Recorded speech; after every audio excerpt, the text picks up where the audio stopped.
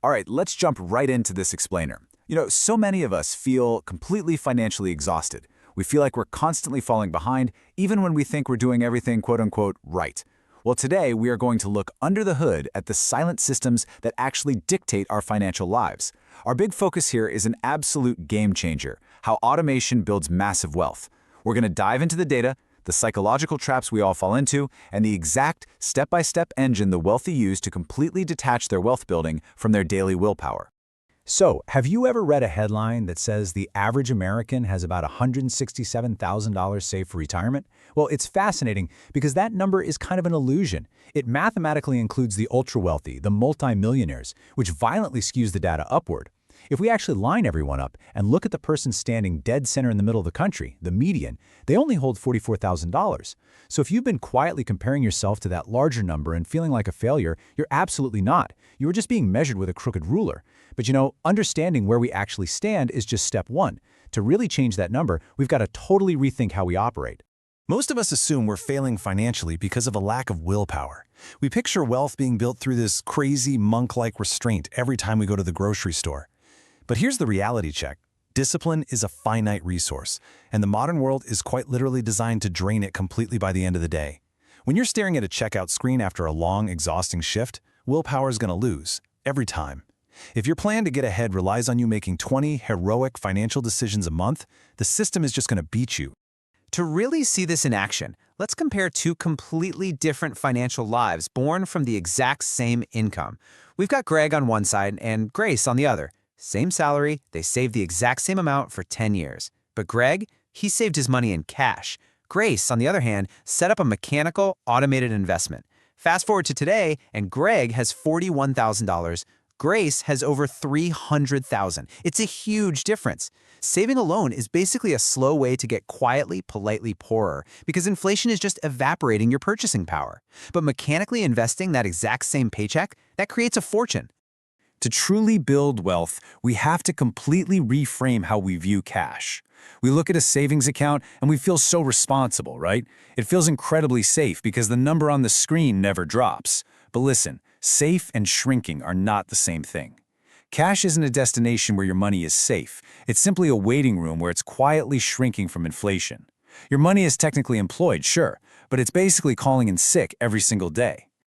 And this mindset shift is just brilliantly illustrated when we look at the top 1%. Get this, the wealthiest households keep roughly 2% of their wealth in cash. Just 2%. While the average family's biggest asset is usually a car that drops in value every single time they start the engine, the wealthy have their money deployed to outwork them while they sleep. They hold business equity, stocks, and income-generating real estate. Everything else is out there working. Okay, so let's get into the actual system the wealthy use. It's not magic, it's just a simple four-step sequence. 1, cross the line to build your cash reserve. 2, get that employer match. 3, automate the transfers. And 4, buy cheap index funds. If you can really grasp this order of operations, you will fundamentally change your financial trajectory. Step 1 is crossing what I call the line. This is the single most important border in your financial life. The line is your emergency fund, usually about 3 to 6 months of living expenses. Now, every single dollar up to that line stays in cash for absolute safety. But the very second you hit that number, it stops being a savings goal and becomes a hard, non-negotiable boundary. Every overflow dollar beyond that line is pushed right over the edge for growth. It is absolutely no longer allowed to just sit there in the waiting room. Now, this next piece is really the anchor of our whole explainer. Look at retirement plan participation. There is a massive 30-point jump, going from 64% when people have to manually opt in, up to an incredible 94% when they are automatically enrolled. That didn't happen because millions of people suddenly read a finance book and got super disciplined over the weekend. It happened for one reason. The default was shifted to automation. The fragility of our finances isn't just human nature, it's literally a setting. Automation protects you from overspending, sure, but almost more importantly, it protects you from panic selling when the market takes a dive. By taking your human brain out of the equation entirely, your scheduled transfer doesn't read the scary news or get stressed out. It just calmly keeps buying. Actually, it's pretty much the only time in life where being lazy actively makes you richer. But look, to have money to automate in the first place, we have to rethink our defaults, especially the big ones. Take a new car, for example. The average monthly payment right now is roughly $770. If instead of financing a depreciating chunk of metal, you invested that $770 a month at an 8% return over a 40-year career, that turns into $2.4 million. Think about that. Financing a slightly nicer car isn't just a monthly budget item. It is quite literally a $2.4 million decision. We absolutely have to stop blindly accepting these defaults. And when you do start investing your money, step 4 is absolutely crucial. Keep it boring and keep it cheap. Buying one low-cost index fund instantly gives you a slice of the 500 biggest companies in America. But please, watch out for the 1% fee trap that's often dressed up as professional management. A tiny 1% annual fee doesn't sound like much at all, right? But over 30 years, that tiny fee can quietly eat $40,000 of your future money on just a single $10,000 investment. The wealthy buy the cheap index, and they keep that fee for themselves.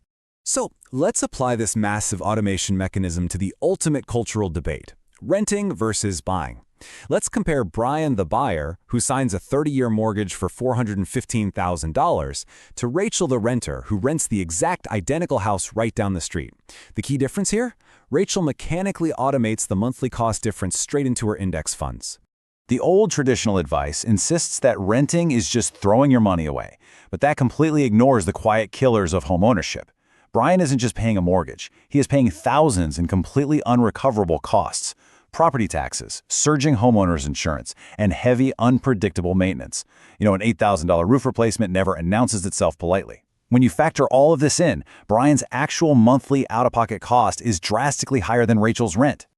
Okay, so if Rachel's unrecoverable costs are lower, and her automated index funds perform so amazingly well over time without ever needing a new roof, we have to ask a giant, glaring question. Why does Brian's path historically create so many more everyday millionaires? Why is the typical homeowner worth nearly 40 times the typical renter in the real world? Well, here is the incredible truth. The secret to real estate isn't just to the physical bricks or magic. Brian wins because a mortgage is essentially a forced savings plan, held at gunpoint by the bank. It is forced automation. It completely bypasses Brian's need for willpower. He has to pay his mortgage, naturally building equity, whether he feels super disciplined that month or not. Ultimately, buying a house saves you from yourself. If you know deep down that you'll just spend that extra money on takeout and car upgrades, buy the house for sure. But renting only builds massive wealth if you successfully set up the automation machine that Rachel uses. If you have the discipline to actually auto-invest the difference, renting buys you highly liquid wealth and the ultimate freedom to just pack up and move on a Tuesday without ever calling a realtor. Now let's zoom out and see how this automation builds across an entire lifetime. This is compounding in action, the engine that turns simple automation into serious, life-changing wealth. It's basically the world's slowest magic trick. For years, it looks boring, maybe even broken, but compounding isn't addition, it's acceleration. Notice how the growth curve bends violently upward in those final decades. That jump from year 30 to year 40 adds more money to your pile than the entire first 20 years combined. And that is exactly why the biggest mistake you can possibly make isn't picking the wrong index fund. It's waiting. If two people both invest $500 a month, but one decides to wait just 10 years to start, the difference at the end is absolutely staggering. That 10-year delay doesn't just cost you the $60,000 in skip deposits. No, it results in a $700,000 graveyard of future money that simply never got the chance to grow up. I want to leave you with this final thought to sit with today. Take a hard look at what you are doing with whatever money you currently have. Is it actually working for you, out there growing while you sleep? Or is it just sitting at the edge of the line, slowly shrinking, waiting for a permission that you are always allowed to give? Check your defaults today. Cross that line, set up the transfer, and let automation build the massive wealth you deserve. So what's your next move going to be?